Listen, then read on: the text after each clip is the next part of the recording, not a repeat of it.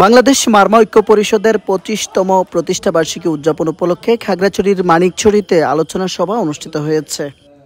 এই উপলক্ষে রবিবার বিকেল ৪:৩০টায় উপজেলা টাউন হল মাঠে সাংগঠনিক ও জাতীয় পতাকা উত্তোলন ও সংগঠনের বিভিন্ন শাখার প্রয়াত সদস্যদের স্মরণে ১ মিনিট নীরবতা পালন শেষে প্রতিষ্ঠাবার্ষিকীর কেক কাটা হয়।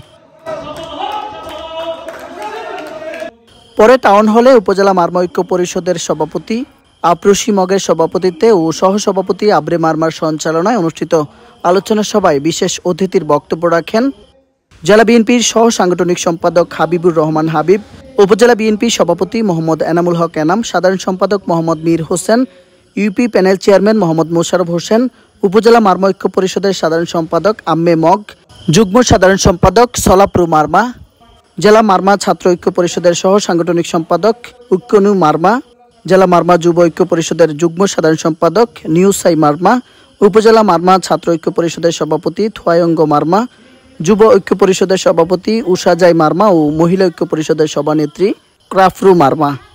এ সময় বক্তারা বলেন, পার্বত্য চট্টগ্রামে বসবাসরত মারমা জাতিসত্তা ও জাতি বৈচিত্র্য, অস্তিত্ব রক্ষা, শিক্ষা ও আর্থসামাজিক উন্নয়নে কাজ করছে মারমা ঐক্য পরিষদ। কিন্তু বিগত আওয়ামী লীগের আমলে এই সংগঠনকে কাজ করতে দেয়া হয়নি। তবে বিএনপির সহযোগী সংগঠন হিসেবে এই মারমা ঐক্য পরিষদ কাঁধে কাঁধ মিলিয়ে সুন্দর সমাজ গঠনে কাজ করে যাচ্ছে। এই ধারাবাহিকতা অব্যাহত রাখতে সকলের সহযোগিতা কামনা করেন মারমা নেতৃবৃন্দ।